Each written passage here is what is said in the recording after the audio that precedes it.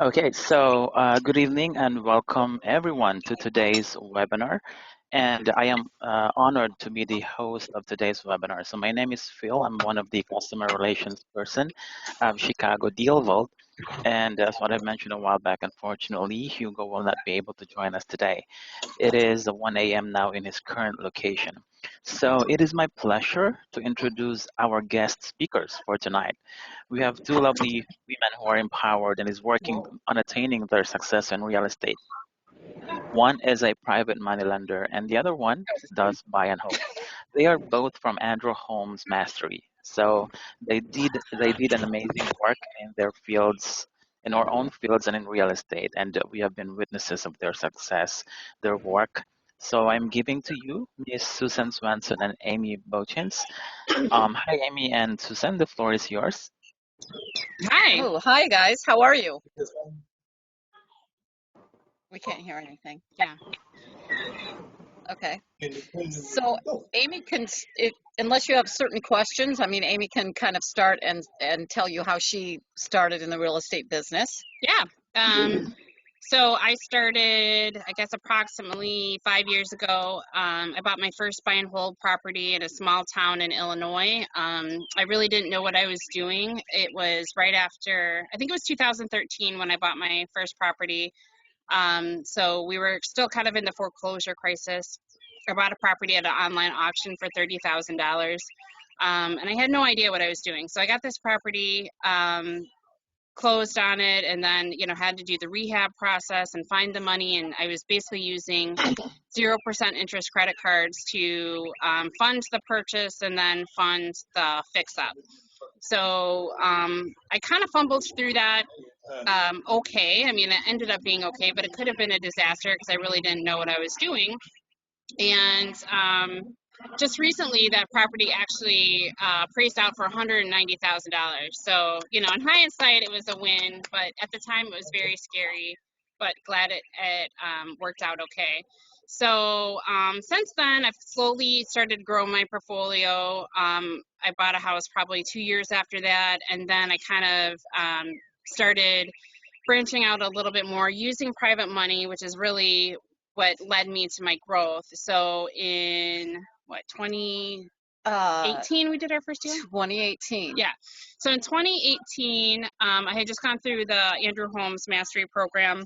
I started looking at different areas to invest in, and Susan and I kind of fell upon Lansing. Another investor told us about Lansing. Susan is my Pilates instructor, so we were kind of talking about what we were doing, and I was talking about real estate investing and how it was really beneficial, and I liked it. And so she had asked, hey, can I loan you money? I thought, yeah, this will be a great win-win. So we drove down to Lansing one Saturday morning, looked at this house, looked at the area, and that was the first deal I think that we did together. So that deal, she loaned me approximately, I think, $80,000. And then I put in about $20,000 of my own money, so that it's $100,000. And then we were able to refinance it out at $120,000. So she was able to be paid back, and she made she made interest on that deal. And then I was able to refinance the whole amount. So that's really when I started, I think, to grow, is when Susan and I started kind of partnering together. And it's been a win-win. She makes money monthly, and then I also am able to buy properties and refinance them at a pretty fast pace. So that's kind of how our relationship works, and seems to work really well in the real estate area. And yeah, to date I have seven properties in Illinois, kind of, all in different areas, but still looking to grow and still looking to buy more properties. So yeah. So she turned me on to the whole real estate world. The only thing I knew about real estate was owning my own home, which is behind me. And so when she spoke about it in our Pilates sessions, because, it was one-on-one training, so, you really get to know a person and what their background is, and you want to learn about that person. In my industry, you want to learn about them because you can help them when you know how they think and the way that they think. And she was talking about how she went to these 3 days, and she went to these meetings, and she was trying to decide whether she wanted to join the mastery. Mhm. And I believe I just said, no education is a bad education, and you'll never lose that education. And so she jumped on board and did it, and then she was so excited about it. She told me about it, and I was super hesitant because I didn't know anything about the real estate world. What she was telling me was, like a foreign language to some degree. And she says, I'm just going to buy you a ticket for the 3-day. And so then I felt obligated to go. And even when I went, I was like, you know what, I'm not going to do anything, but after I got to hear the logic of it, it made perfect sense to me. So naturally I joined, and that was that changed my life completely. And I, to date, have done like 26 in 2.5 years, almost 3 years now. I've done like 26 plus loans, and I've done 3 flips. I'm on my 3rd flip right now. One I've completed, and it's sold like inside of 4 hours because the market is so hot. Or, it's slowing down a little bit now, but the market was super hot. You price it right. She also talked us into getting our realtor's license. So we did a, burn and churn, 8-day course, and got that and took our test. And now we're realtors as well. So we can, find out about properties and get in and out of properties, because I don't know about you guys, but our challenge was on these investment homes that aren't a lot of money, realtors don't call you back. Yeah, that was a big issue. That was a very big issue. And I think that's what made me have my breakdown and told Susan that we have to go get a real estate license, was because we were losing out on deals because we couldn't go and look at them right away. Yeah. So, the logical next step for me was, hey, we should just go do it ourselves. So that's really been, I think, beneficial for both of us, having our real estate license. And for me, I can just run out and look at a property, and then she's doing a lot of flips. So it's beneficial for both of us. Yeah, exactly. So that was another thing, that the advancement, when you get into this world, if you pay attention to it and spend any amount of time in it whatsoever, and you surround yourself with other people who are interested in it and don't talk you out of it, because other people in your world might be like, we don't understand what you're doing. So it's very good to surround yourself in people that work at a higher level. Mhm. And the expansion, if you put your growth rate on a chart, it would be like, way up there. Mine has been in like 2.5 years. It's just been outstanding. And when COVID hit, had I not been in the real estate world, my business would have tanked. I would have been like, my goodness, what am I going to do?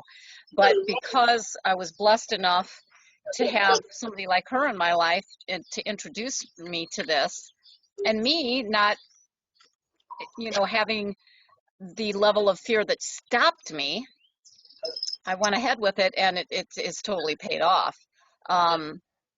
So maybe should we keep talking, or does anybody want to interject?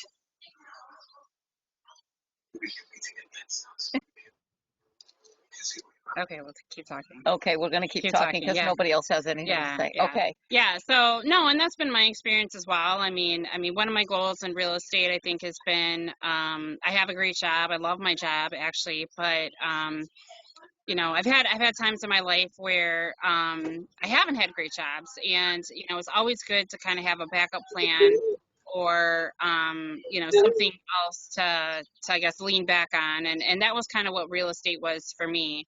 And I have been blessed during COVID too. I mean, there were some times where I didn't know if my day job was going to continue, just because I guess what's been going on in the world. So it's been nice to have that income through the rental properties. I think a lot of people have asked me what my experience has been as a buy and hold owner with the rental rates. I mean, everyone knows about eviction moratorium, and 90, I'll say 95. I had one renter that it hasn't been paying, but 95% of the properties I have been paying, and paying on a timely basis. I mean, there's been some concessions where, one of my renters did have COVID and didn't work for 4 weeks, but she caught up pretty much within the next 6 weeks after that. So, we've been nice, we've been flexible.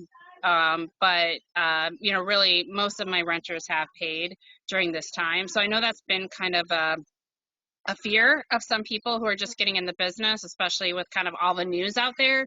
But, I think like Susan said, I mean, you can't be fearful. Business is great, and there's many different avenues that we all can do. I mean, Susan's really been doing private money lending and flips. I'm kind of solely in the buy and hold, but I've also gotten my broker's license. So I think that's one of the beauties of the industry is that you could do so many different things once you kind of get your foot in the door and start going kind of down this path. So it's been very great to me, and I'm blessed to have it. And it's been a great adventure. So yeah, it really moving is. forward still. Yeah, and you don't know, like I didn't know at the time that I signed up. You have no idea what doors, and I say that plural because you don't know what doors are going to open up to you because you took that first step. Right. And there are private money lenders out there that, when you establish a relationship with them, and you show them, your solid work, and you've got reserves and etc., then they're willing to at that point put their money on the line, because you have to remember that this money is money that has been, I'm at a fairly advanced age, and it's taken me years of hard work to save up that money. And to loan it out, you have got to make sure that all the I's are dotted and the T's are crossed. And because you want to see your money come back, you want your money to make money. And if any of you out there have ever read that book, Rich Dad Poor Dad, it pretty much sums everything up. Like, you need your money to be an asset, and you don't want to get too many liabilities. So if you haven't read that book, read it, because that's a mind-opening book, and it sets everything really very clear and straight. Yeah, the other one to add on to that is it's actually one that Susan turned me on to is Richest Man in Babylon. So that one talks a little bit about you have your kind of nest egg of money, and your money basically has babies and it needs to go make more money for you. So I think that's something that Susan does very well. And that's something that we all need to kind of keep our eye on the ball is if you have a little bit of money, how do we put it in the best place so it can make us more money? Excuse me. And so, for me, that's real estate. I also have a stock portfolio, but for the most part, it's real estate for me. But we always have to kind of look at, what our money is doing and how we can make the most out of it. So exactly. Yeah. And I think we're moving into an age, or have been, maybe for some of you, in a collaborative atmosphere. And we're moving from a competitive atmosphere to a more collaborative atmosphere. In fact, I think that's the best way that it's going to work. So we have a collaborative relationship. Yeah. And all the people that I work with, my partners, and when I do flips, very collaborative, very supportive. Each of us has our unique skill sets, and together it makes a whole beautiful picture. So you want to team up with people that have that. I was missing, I had the money, but I didn't have the skill set to do the work. And and then my partners didn't have the money. They didn't have the funds. So we put those two together, and our personalities just meshed so well that it's just flourishing. And I couldn't be happier about it. It's one thing that I had on my goal sheet like a year ago, is that I want to partner with somebody to do flips. And because the buy and hold thing for me might come in the future when my mindset opens up to that. But I like the idea of not having to deal with calls in the middle of the night, Yeah.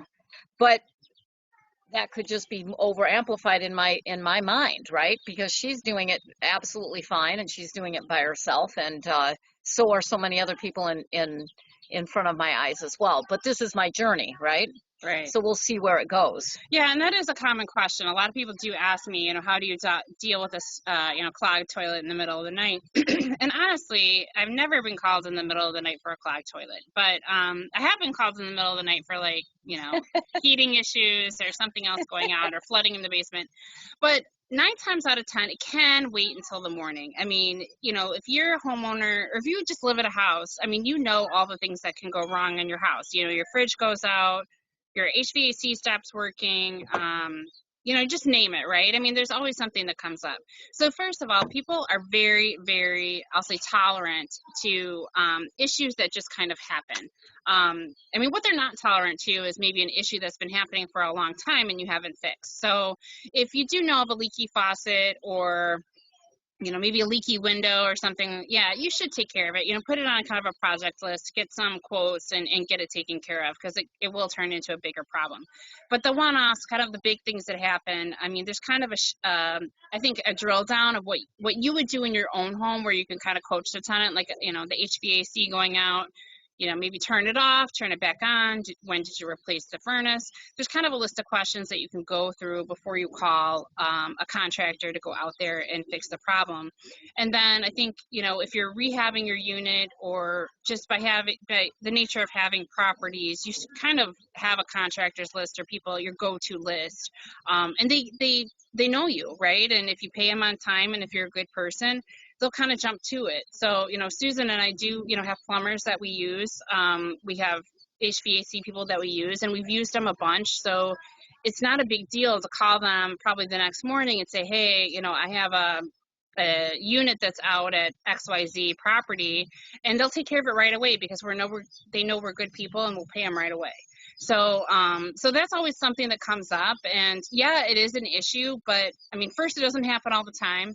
And second, there's kind of a process to it. And once you start going through the process, or have a couple of properties, it just kind of becomes second nature. So that's kind of the answer to that question of, what do you do with stopped up toilets? I mean, a lot of times, honestly, I don't answer the phone in the middle of the night. I mean, if I had a stopped up toilet at my own house, I would just wait until the morning. I know maybe that's a bad response, but that's what I do. So that's what I figure my tenants will do. And I think a lot of it with tenant management is just being a good person, understanding where they are. I try to always use, I gotta try to come to the problem in good faith. I hope that they didn't do anything to damage the property, and it's just kind of a fluke thing that happened. So I don't try to blame, just try to fix the problem as much as I can, and move forward. So, so that's kind of my, I guess, mantra with tenant management, and tenant, I guess, issues that need to be fixed. So yeah. And I think this evening is about deal funding. So we can go over kind of a little bit of how you could get a private money lender in your world to help you, because at that point, when you use other people's money, that's when you're going to scale up. If you use your own, you're going to run out of it quickly, right? So basically, you have to get an education in what you're doing, or if you've been doing it, you can show someone in your family that has money, or your neighbor, or if you're in a real estate groups, contact the private money lenders and let them know about your skill set, your experience. And then when you have a deal, then what you're going to want to do is you're going to have the numbers down solidly, right? So you're going to have to understand that the purchase price of the home, you're going to have to understand the rehab amount. You're going to have to understand the cost of holding that property for 4 to 6 months, however long it takes you to get it done. And the taxes, that's all included with, like, the taxes, the water, the electric, the heat, your interest rate for your private money lender. You're going to have to understand that this is all part of the cost. And when you present like a little presentation, whether it could be pictures of the property with the address, what the purchase price is, and you send this presentation to your private money lender, they are going to know if it's safe to lend you their money. Establishing a relationship with someone is key, because that private money lender needs to have a sense of security and safety. If you're brand new, that's going to be a leap of faith kind of for the private money lender. But I've done it before, but I've only done it with people who have gone through mastery. because we speak the same language. I know that when they fill out a 1-pager or a 3-pager from Mastery, I can look at it and I can see the numbers and be like, okay, this is excellent. This is fine.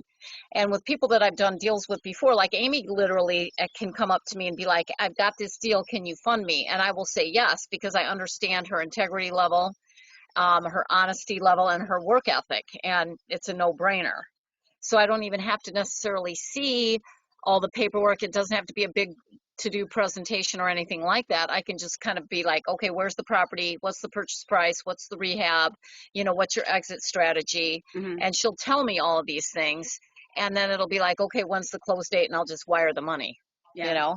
Yeah, I think that's a couple important points is the paperwork. So one thing that we've kind of glossed over, but it is important, is the lender is always covered because we have basically all the mortgage documents. So she has a mortgage on my property. She has a lien.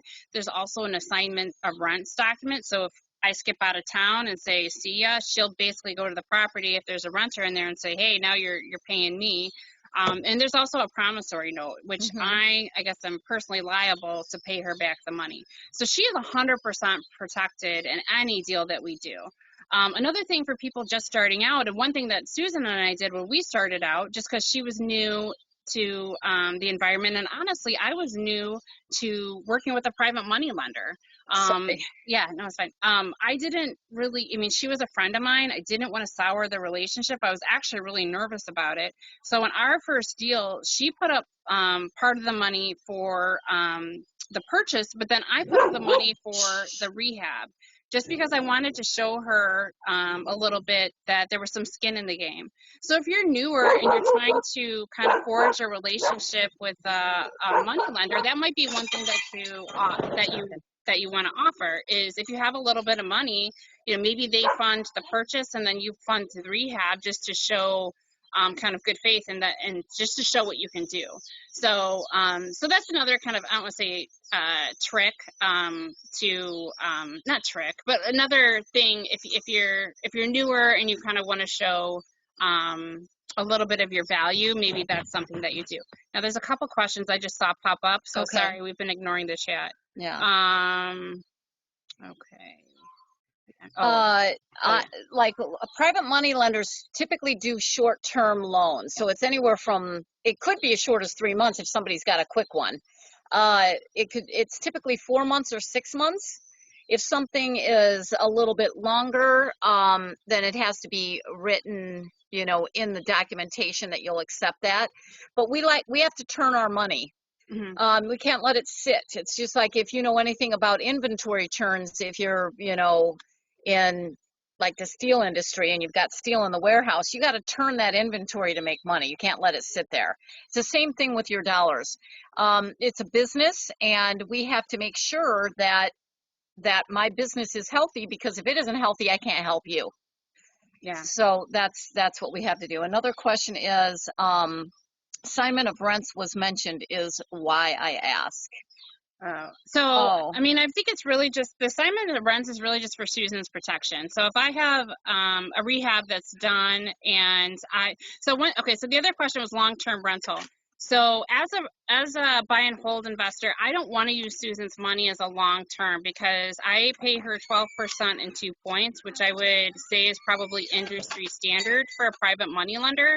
So that's, I mean, in all honesty, it's expensive. That's not a good rate for me. So it's much easier for me to take take the gift that she has given me, and I've already rehabbed the property, right? So it's gonna appraise at a higher rate.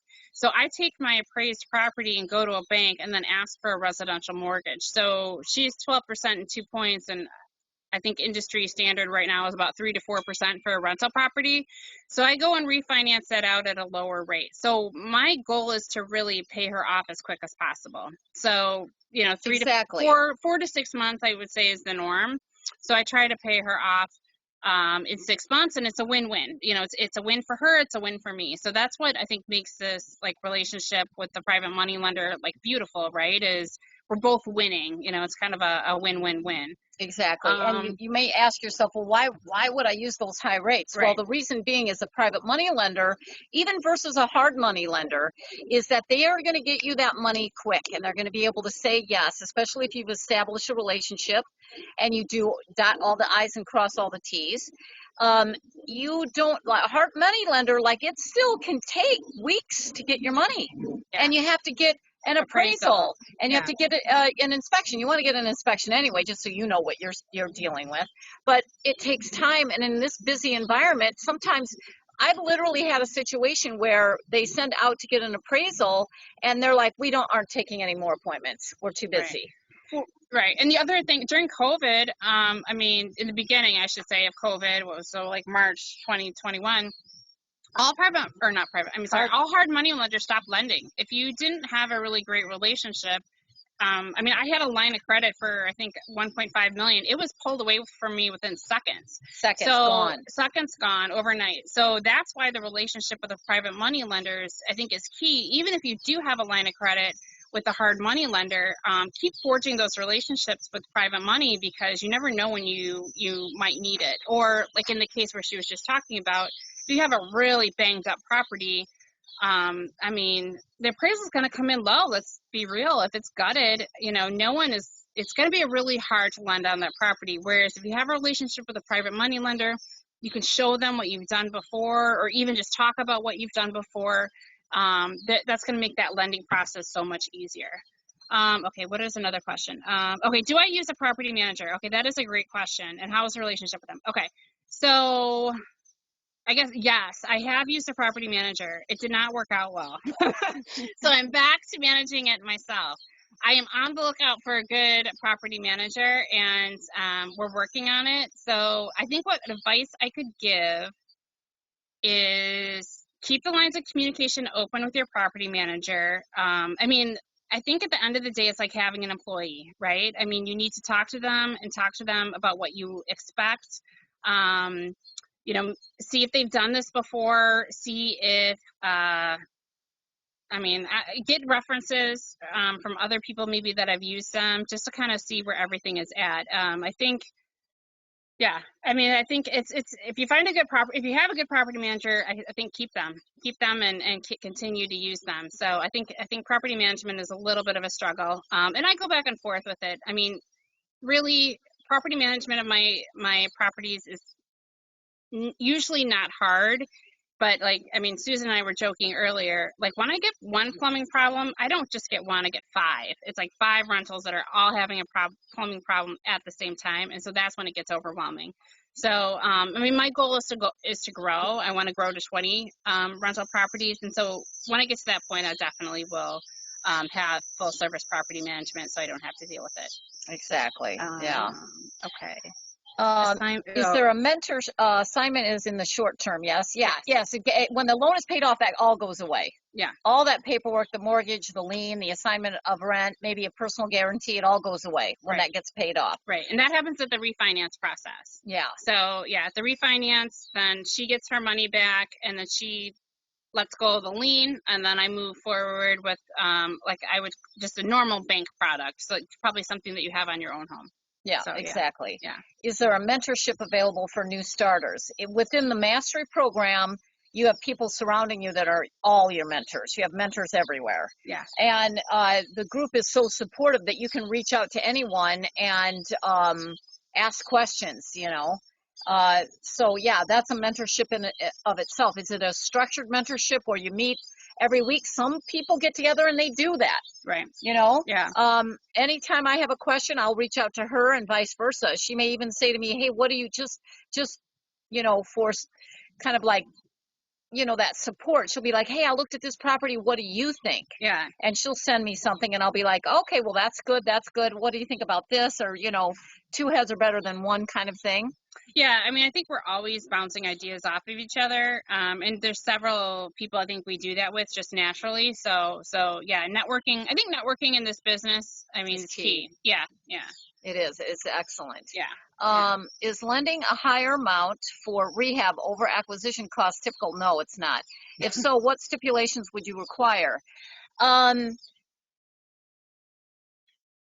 That is not typical. It would be a little bit hesitant for a private money. If you were well aligned with a private money lender and you said, I found this deal, it's $40,000, but the rehab is 60. If you have a good relationship and you've done a number of deals, they're going to not have a problem with that, your private money lender. But if it's new, the private money lender doesn't have any collateral, right? Mm-hmm. Like if something goes wrong, they get a $40,000 piece of crap, and then that's trouble for the private money lender. So you kind of have to think along those lines too. So when you develop that relationship and it's long term and you're excellent at what you do, they're not going to have a problem with that. I hope that answers that question. Is it a good idea to speak with a private lender before I find a deal? Yes, it is. Yes, it is a good idea to establish that relationship prior. Yeah, and I mean, and how Susan and my relationship came out was really just talking about what I was doing. So, searching the MLS, going out and looking at properties, running the numbers. I mean, I think that's kind of where you get some of your, like a street cred, so to speak. Mm-hmm. I think once you start having those conversations, people know you're kind of the real deal and that you're serious about it. So, yeah, I think forging relationships is key. And, start having conversations with private money lenders. Absolutely. Then DealVault has join us with our inner circle family. Yeah. So they've already got that set up. So there you go. Right there is a mentorship program. And how to join the mentorship group. Well, you can either join Mastery and get into that, or DealVault Academy. Right. Looks like they have something. So they're all over the place. If you go to RIA meetings, you're going to form relationships just naturally. Yeah, that's a good point. RIA meetings are awesome too. You meet so many people, just even from wholesalers to private money lenders, just people who I would say are key in the industry, and you can always just forge relationships and kind of even start like email communication or Facebook communication, kind of getting into the niche there. So the more out there that you can be, I think is key. And I'm totally an introvert, and I have a hard time with that. So, I mean, even I think Facebook communication, text communication is key to keeping that network going. Yeah, exactly. It definitely helps. How much does it cost to get a realtor license, and how long does it take to get one? Okay, well, there's varying schools. We went to I Love Real Estate Academy or school. I Love Real Estate School. If you Google I Love Real Estate, it should pop up. And it'll pop up. And take the class with Art. Yeah. Come on in. And she and I did it was 8 straight days. We just dove right in because that's just how we are.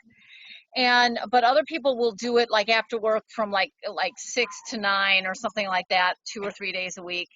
And how long it takes depends on what option you take as far as going to school and learning it, and how long you feel like you want to study before you take the test. Now, Amy, and it's a hard test. Okay, I'm not going to lie to you. It's hard, and it gets harder every year. So if you do get it, keep up your continuing education credits, because you don't want to take that test again. Yeah, it's a doozy. Yeah, it's a doozy, and you're in there for hours, and they don't even let you wear your glasses in without them investigating it. Like it's like they strip search you to go take this test. Yeah, and but once you take the class, and you should always get those practice things, like practice tests online. And study that way. It really super helps. And then you go take the test, and then what you do from there is then you can hang your license. You go interview agencies and see which one fits with you, and then you hang your license with them, and away you go. So it all depends on how fast you guys can get through that. That depends on how long it's going to take to get one. And I don't remember what the cost was. It's like $600. That's what I was going to say. Like $600 sounds about right. Yeah. That's what we paid, I should say. Yeah. So not typical with Mastery lenders. I'm not sure what that means exactly. So I think what he's asking is this 100% plus rehab typical for Mastery? I would say it probably is typical for mastery, but I would say with the general public, or if you were going to go with a hard money lender, it is not typical. So Right, you won't. with a hard money lender, it's usually 90%. If that. Yeah, loan. Sometimes it's 75% they'll give you, so you got to come up with 25%. Yeah, and then the rehab with a hard money lender is a draw. So you put the money up front, you do a little bit of rehab, they come appraise it, they take a look at it, and then they give you the money back. So you're kind of, I'll say, always in the rears a little bit. But with that, private money lender, you get the money up front, and then you just kind of go, which is just the beauty. That's another advantage. Like, people might say, well, I get a better rate with a hard money lender, but there's a lot of hoops you got to jump through. So, hey, you know what? I was going to ask. Can you get him? And just hook him up? Yeah. He wants to come out. Yeah. Thank you, Jim. Sorry, guys. Sorry. We're dealing with dogs that are jealous because we're having so much fun out here. Right. Because we're talking about real estate. They want to join in. They're so excited. Exactly. Yeah. Exactly. Yeah. So if you what? Yeah, I'll continue. Okay, how do we contact you? I don't know. I would say reach out to DealVault. I think they can put us in contact with everyone. I mean, I'm on Facebook. Susan's on Facebook. You can probably find us there pretty easily. And what other questions do you have while Susan? Okay. Yeah, okay. Oh, good question. Do you need a license to do wholesaling? So, yes. In Illinois, you get one wholesale for free. So you can do one wholesale yourself under your private name, and then you need a license, and you need to do it through your brokerage. So yes, you do need a license to do wholesaling. And actually, that's one of the reasons Susan got her license, was because she did want to get into wholesaling. Any other questions? Any other questions? We can just keep talking. I'm trying to think what else to tell you. We talked about paperwork, why that's important. We talked about relationships. Relationships, paperwork. We talked about networking. Networking. Why private money is a lot easier than your hard money lender, or just doing conventional where you don't scale up very fast. Right.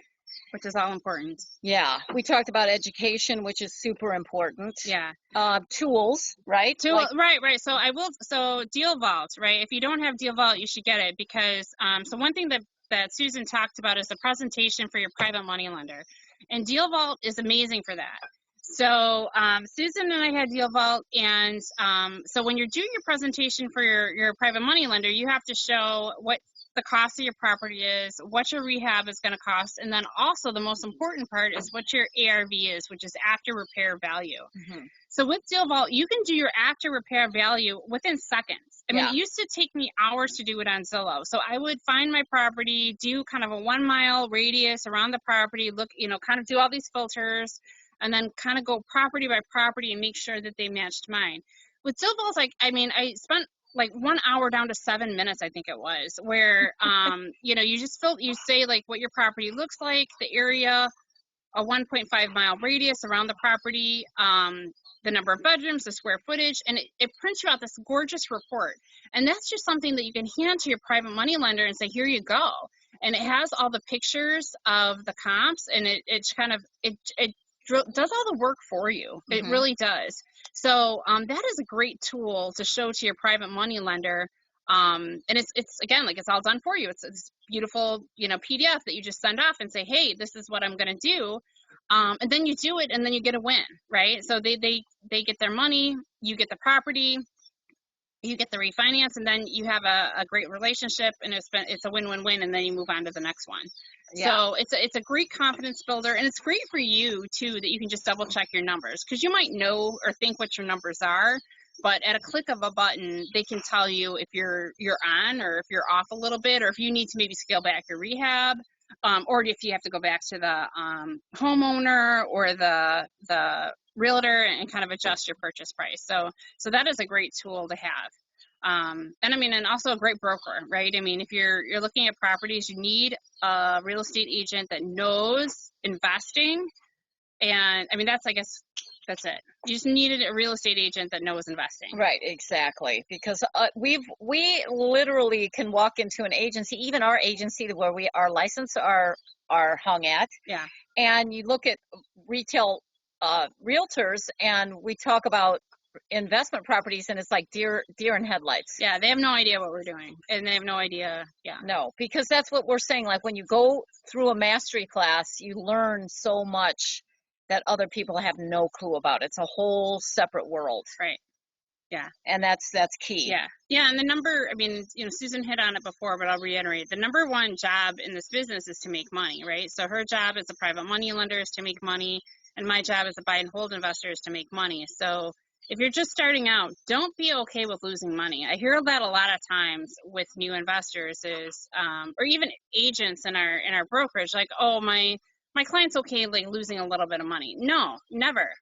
It's not acceptable. That's not say acceptable. No to the deal. Yeah, exactly. I mean, you have to know what you're doing, and losing money is not acceptable. So it has to be a win-win for you, the private money lender, and actually the renter who's going to rent your property, because they're going to get a gorgeous house, and it's going to be great for everybody. Right, exactly. I mean, what other place can you, make money for yourself, help somebody else, and provide a safe home for someone to live in, to make their memories and feel safe and secure? That's a huge thing. Having a home, as you well know, is like a big deal. And we might take it for granted, but having a roof over your head is important. And you as a landlord, that's a huge role. So never underestimate that role that you play. Yeah. How are we doing on time? Okay, Got so 15 more minutes. Yeah. So again, more questions. Give us your questions. If you want to shoot some more questions out at us in the chat, you can. Hi, Susan. This is Sam. I have a question. Okay. Is your lending criteria is like other private lender in DealVault, right? It's to pay 2 points and 12%, right? There's a little feedback there. I think he asked if you're 12%, 2 points. Yeah, well, 12% and 2 points is the terms, yes, and it's typically for 4 months, sometimes 6 months, depending. Okay, thank you. You're welcome. Yeah. Yeah, and that's typically, I would say, standard. I mean, for me too, as a borrower, that's kind of what I expect from my private money lenders, and that's usually what we agree to as well. And again, my job as a borrower is to make them money and to turn as fast as I can. So right, just and to set up her portfolio with it, right? Exactly. That's a launch pad for her portfolio, which is long-term wealth. Right. Right. As a private money lender, if you've got a great job and and you want a supplemental passive income, it's a great thing to do, but you're not going to build long-term wealth doing it, just so you know that. Right. Yeah. Yeah. I mean, Andrew Holmes always uses the term of like running on a treadmill, right? So your day job is you're running on a treadmill, right? You're running and you get money, and that's kind of what you do. And the beauty with I think buy and holds is someone else is running on the treadmill for you and giving you money. So private money lending, I mean, it's not as much work as running on a treadmill for money, but it is work. I mean, you do have to put the money out there. It's kind of a churning type thing. Whereas, buy and hold is a little bit of set it and forget it, right? You set it. The renters are, working every day, and they're sending you money every month. So, and your investment's getting paid down. So eventually, my mortgages are going to be paid off, and then I'll have more cash flow. Exactly, which is a beautiful thing. Yeah. And private money lenders, even though it seems like a cakewalk, and it's a great position, and I absolutely love it. But it does have a cap on it, right? You can't, it depends on how much money you can loan out. Right. And also the work that was put in to get in a position where you are a private money lender was done years ago. Mm-hmm. So you'll see people doing flips and things like this, and it's a lot of work to acquire the property and do the rehab and then list it and wait for the perfect buyer to show up at the perfect price. There's work and stress involved in that. Being a private money lender is awesome. You just have to make sure your money is safe. Right. But the work to get to that point where you can be a private money lender came years ago. So that's why private money lenders want a certain percentage on their money, because their work came, it was hard work to save that money and not spend it all. Yeah. Agreed. Yeah. You And know, they deserve it. I mean, they're giving you, something that the banks won't give you, right? They won't do 100% or 80%, or, I mean, even if they do 90%, I mean, a lot of times that's better than a regular bank. So, again, I like to keep it local, so to speak, and make it a win-win for them and a win-win for me. It just makes things a lot easier. exactly. Yeah. It's a good relationship. It's a symbiotic relationship. Do you have a limit that this will be the number of properties that you need before quitting? Quit getting properties. Well, So my yours number, is 20. yeah, mine is 20. I mean, that's my goal. I'm at 7 right now. I mean, and to be honest, I really didn't acquire a lot during COVID. I really haven't acquired anything. But I have my eyes and ears open. So if you're any wholesalers out there and have properties, feel free to reach out to me, because I am looking. So, but yeah, 20 is my number. Not there yet, but But it's a process. It's a journey. And it's a marathon, not a sprint, right? So, exactly. So, and everyone has to. I mean, that's the other thing. Someone once told me everyone has to run their own race, and I think that's really important. So, you'll see people, who don't have a lot, or someone who kind of overnight has like 40 properties, and it kind of can get frustrating. But I think everyone just has to run their own race, because we're all doing things a little bit differently. Exactly. Yeah. So.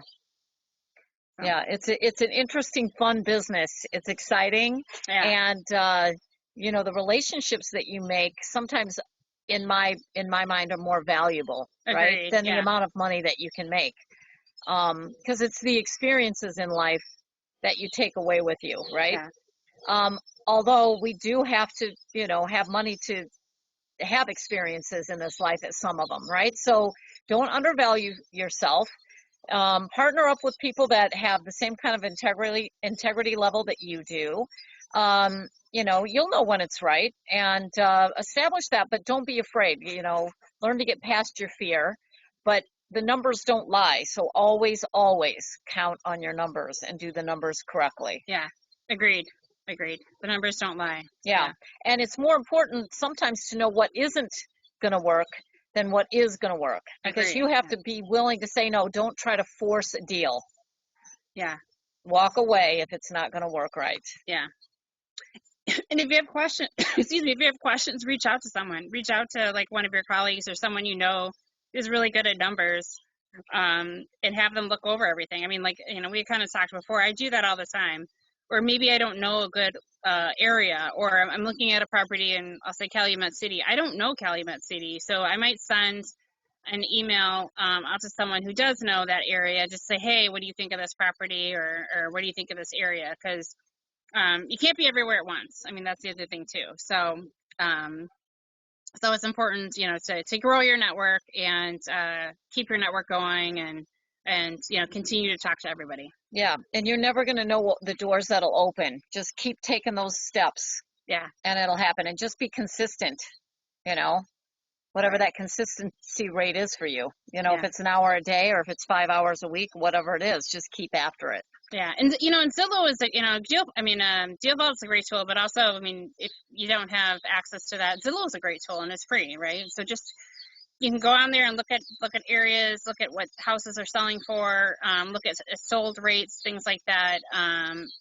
Just education, I think, is key, and just keep looking at, keep looking at the numbers, keep running the numbers. If you know contractors, maybe just ask them, hey, what would you charge to rehab this property, and send them pictures. I mean, at least gives you an idea of what rehab costs, and then what house costs, and what the ARV is. So, just keep practicing.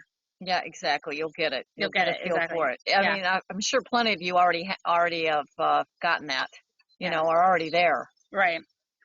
We don't know the experience level of all the people on here, but, we could be just reiterating things that you already know, but it's good to always study the basics. Right. I mean, I do it every day, honestly, just to keep myself knowledgeable, and just even know what areas are selling for. I mean, like Susan had talked at the beginning about, flipping is crazy right now and prices are kind of at an all-time high. So, that's great to know. It's great to know, what areas are improving or what houses are even selling for on my block, right? Because I bought my house 5 years ago, and I might kind of be out of touch with what things are selling for right now. So, just keep running the numbers, keep looking at things, and it'll all come together. Yeah, Shirley, hi Shirley. She asks, is there any areas you don't lend to? You know what? We also investigate. That's a good question, because we look at the statistics where it says, like what's the average income of this. You look at that, the demographics and all that information, because you don't want to lend in an area that isn't going to have the return. For the safety of your borrower, because you don't want them getting their ass in a sling, and you want your money back. So yeah, we do pay attention to that. That's all a part of your due diligence. You're going to look through everything. The private money lender needs to do that. The borrower needs to do that. The real estate investor needs to do that. You have to do your due diligence. You have to look at the numbers. You have to look at all aspects of it. Like, what's the average income for this area? What is the demographic? What is the crime rate? All these things. Yeah. Because, we've had people talk about, they're doing a rehab and they go home at night, and then the next morning everything's stolen out of their house. Pipes, copper pipes, things like that. Appliances, Appliances, that's happened. Yeah. One good website that I use is bestplaces.net. So you can type in a city, Barrington, Illinois, and you can look at the population, if it's rising, if it's falling, what the education level is, what the residents' commute time is. I mean, that's another key thing that I never thought of before. But I mean, really, there's not a whole lot of people don't want to commute anymore, right? I mean, I know there's remote work, so that might change a little bit, but what is kind of the access to the city? A lot of people work in the city. Is it a 20-minute commute or is it an hour commute? Is there a Starbucks? Is there a Dunkin' Donuts? I mean, Starbucks is a great indicator, as much as cliche as it is. I mean, it's true. Starbucks is doing all the research for you. So if you're looking in an area and they're building a Starbucks, that's probably an up-and-coming area. Yeah. So that's one website I go to all the time, and just to see, what the crime rate is. Another key is if the population is rising or falling. If it's falling, I will maybe shy away from that area, because you want things to grow where you're going. Yeah. And then, income is another key statistic, right? So whatever my rental rate is, if I'm saying the property is going to rent for $1,500 a month, I want to make sure that renter is going to bring in, I'll say $6,000 a month net or gross to pay for my rent. So those are some key indicators that will set you off in the right spot. Exactly. Yeah. Any other questions out there? Okay, so I think we don't have any other questions. I see it. So in case our members have follow-up questions or any other questions, you can send it to support@ChicagoDealVault.com. We'd be glad to help you and answer those questions, as well as if it's related to Susan and Amy, then we can also reach out to them via email. So Amy and Susan, I would like to thank you so much for being our guest speakers for today's pleasure. webinar. Thank you. Yeah, you both did great and on fire. So congratulations on your success. And of course, we are honored hearing from where you started to now. I'm sure our members will gain confidence in finding deals and getting them under contract. So of course, as well as with getting a good relationship with a private money lender. So again, thank you so much to both of you, as well as with our attendees for tonight's webinar. Feel free to reach out to us, to our members, if you have questions. Also, I would like to invite you to be a part of the Inner Circle family.